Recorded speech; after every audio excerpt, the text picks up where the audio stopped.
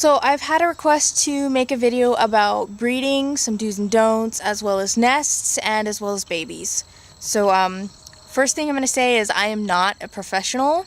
I've been doing this for a couple of years, but I still don't consider myself a professional. I'm still learning things every day. I'm still changing up things that I'm doing. So yeah, I would highly encourage you to do your own research. Research from more than one source. I am only one source. And there are plenty of other people out there who have lots of different information, and what I do may not necessarily work for you.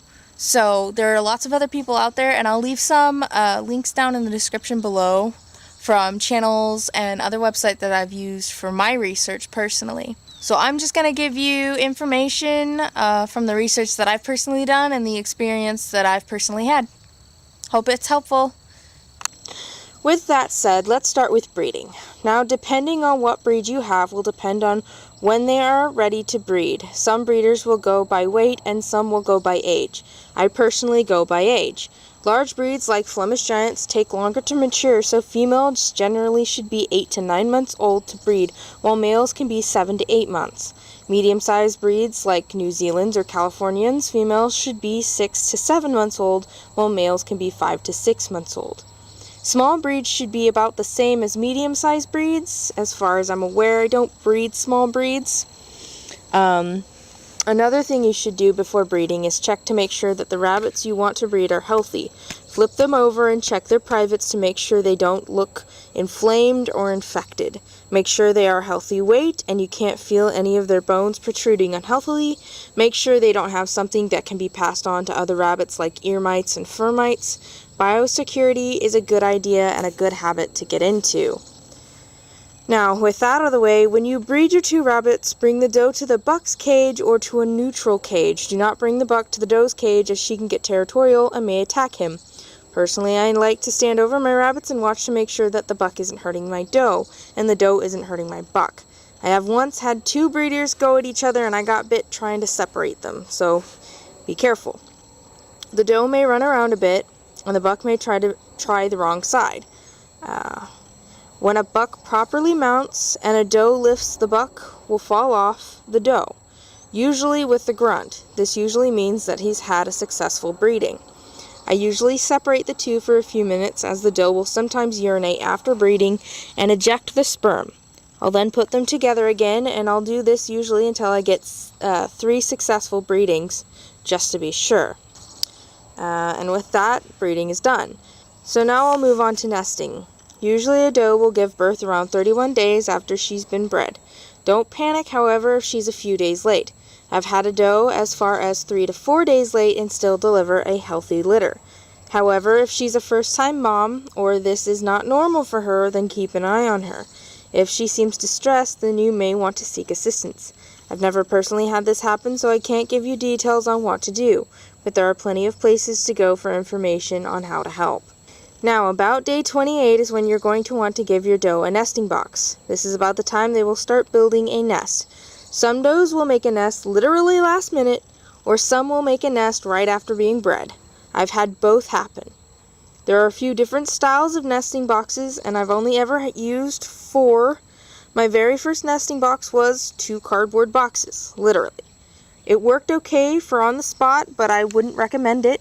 The second was a small pet carrier with bricks in front of it, and this has worked rather well with a learning curve. Sometimes Kit will hold onto the mother's teat while they're leaving the box and get dragged out into the cage, where it will usually get cold and pass.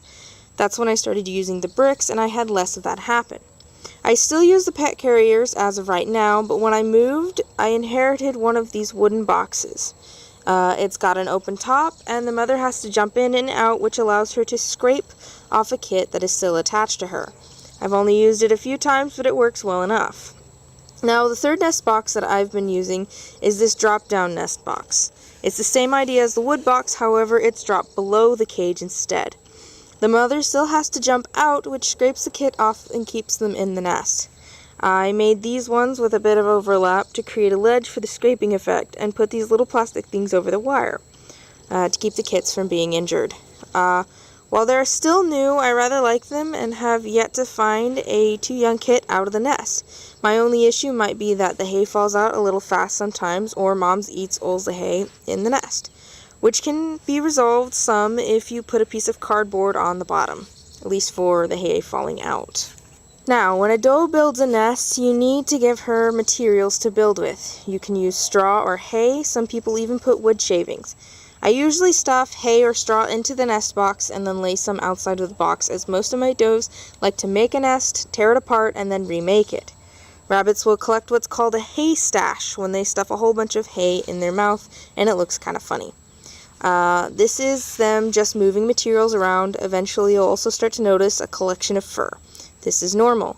They line the nest with their own fur. Some will even make themselves bare. They will usually pull fur from their chin cushion, which is known as a dewlap, from the chest, and a couple of other places, but mostly the dewlap.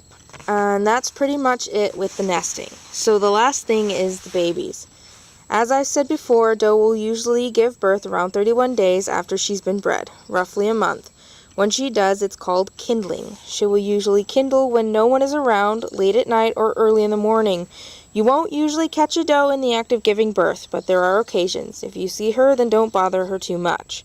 One thing you may notice is blood. This is normal. She'll clean up most of it through, though there may still be some residue in the fur and hay. Pick this out to clean up the nest.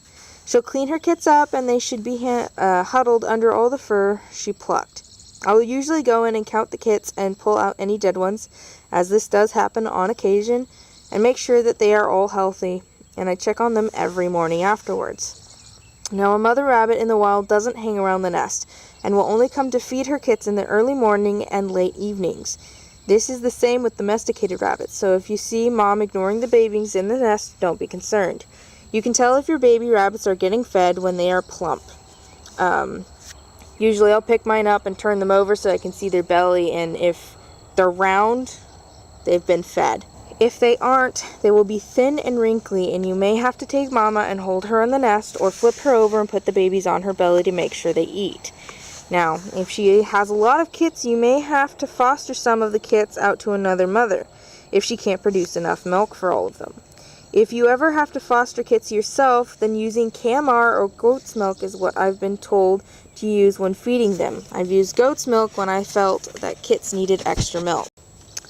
Now, sometimes when you come out, mom has not built a nest, or she'd had them out on the wire, or they aren't covered in fur. Newborn babies cannot create their own body heat.